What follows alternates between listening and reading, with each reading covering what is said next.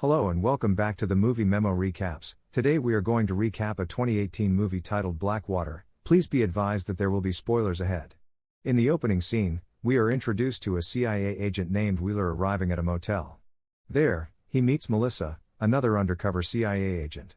Melissa was more than just his mission companion, she was an extraordinary person for him.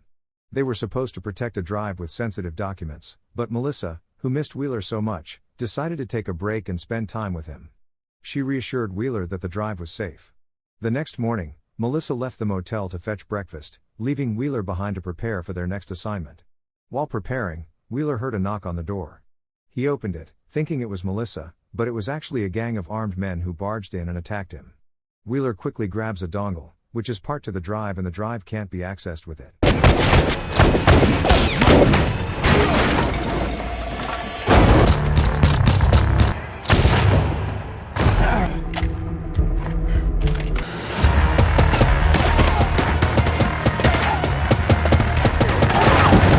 He hurries to a nearby restaurant to find Melissa.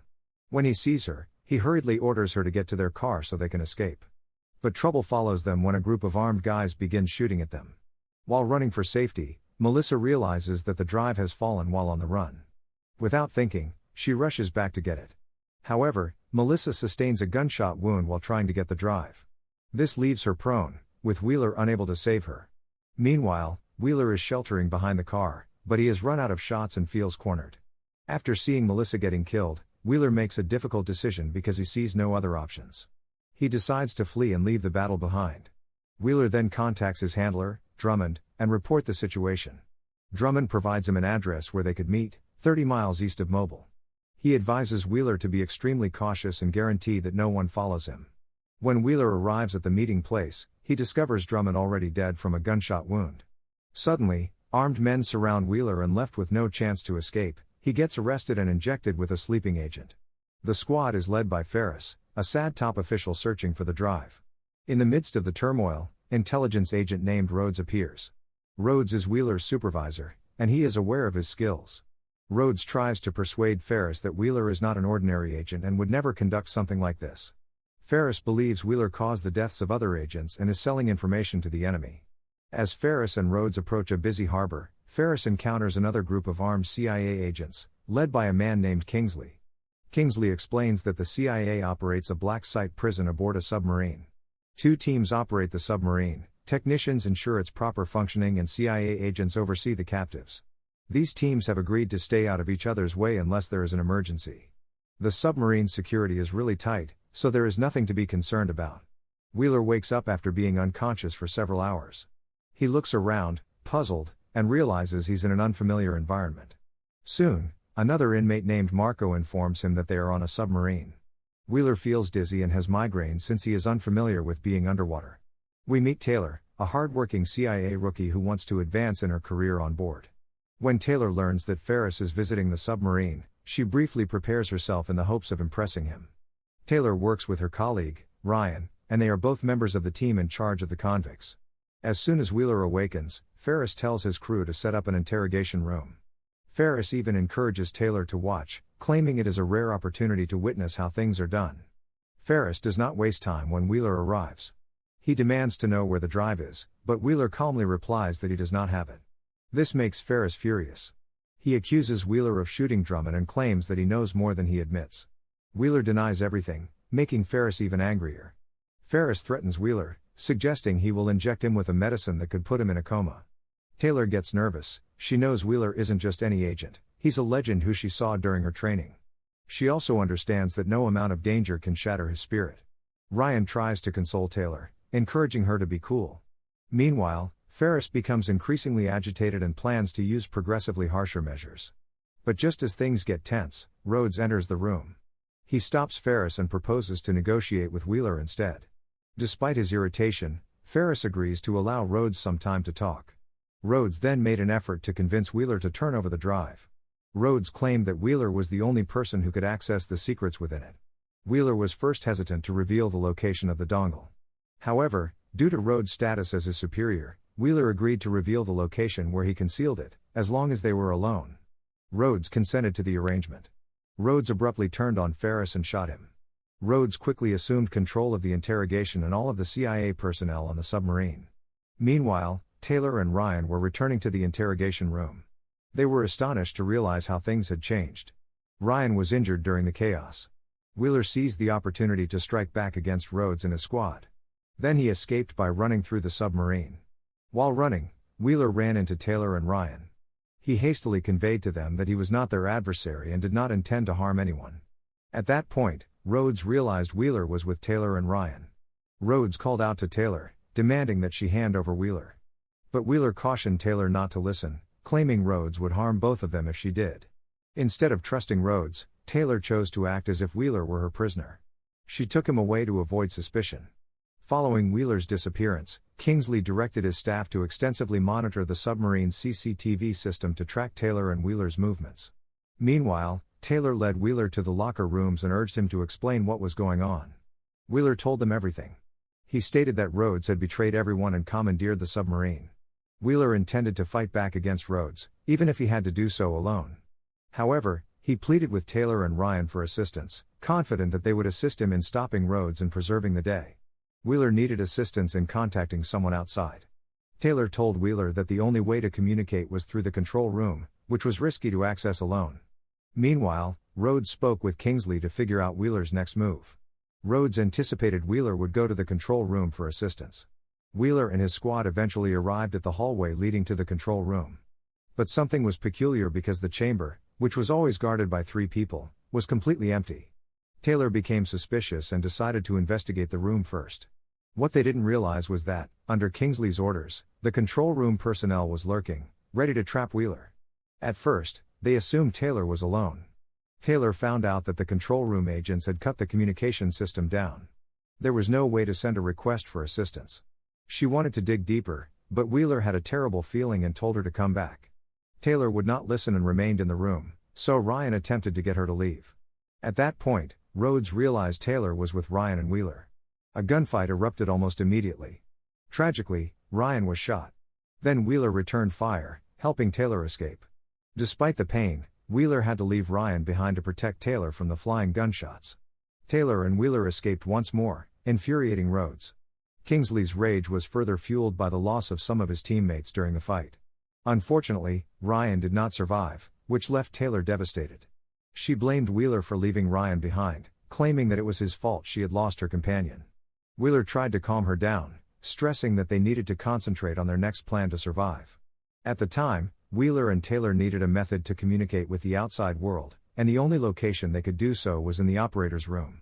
However, the chamber remained securely locked, with only one CIA team member holding the key.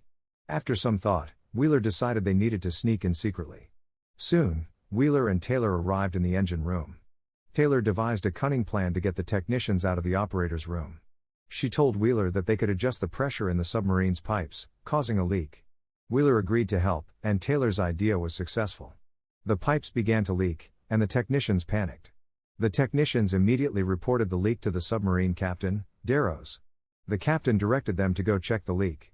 This was the moment Taylor had waited for. She hoped the technicians would unlock the operator's room door, allowing her and Wheeler to sneak inside. But before they could do so, one of Kingsley's men, Ellis, noticed them. Luckily, Wheeler was able to stop Ellis, and he and Taylor escaped. Meanwhile, specialists arrived in the engine room and began fixing the leak. They informed Captain Darrows that the leak was under control, but only for a brief time. At the same time, Rhodes put pressure on Kingsley to find Wheeler soon.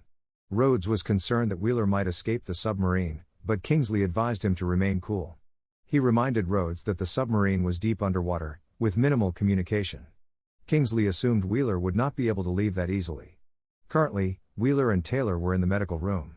Taylor swiftly attended to her injuries and inquired about the drive Wheeler was protecting.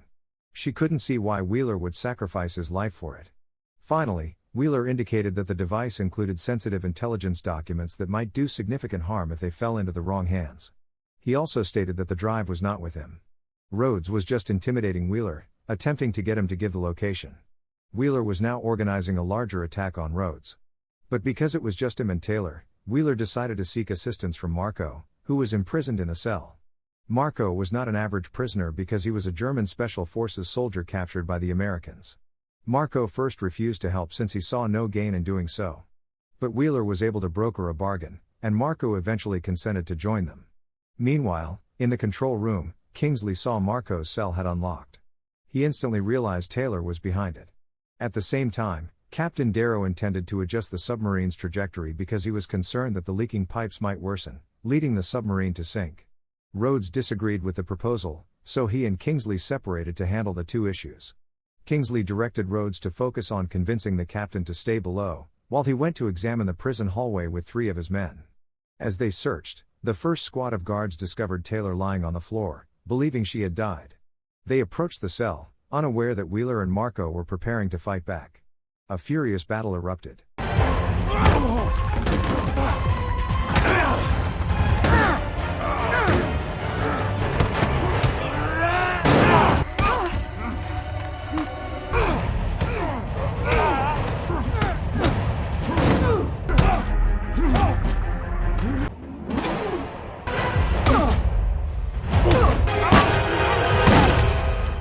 While this was happening, Kingsley summoned one of his men, Dax, to check on the situation. Marco came up with a brilliant idea just moments later. He pretended to be Dax and told Kingsley that he had seized Wheeler. Kingsley, trusting him, directed the fictitious Dax to meet him at the end of the corridor. Marco accepted with pleasure and led Wheeler to where Kingsley and his guards were waiting. Kingsley didn't realize the man behind Wheeler wasn't Dax. Taylor, on the other hand, remained undercover and prepared to surprise Kingsley. Taylor, Marco, and Wheeler quickly came together to defeat Kingsley and his men. Taylor and Wheeler dashed to the control room to locate Rhodes and Captain Darrows. Inside the control room, Rhodes attempted to persuade Captain Darrows that Kingsley had betrayed them. Rhodes informed the captain that dangerous prisoners had escaped and were organizing an attack.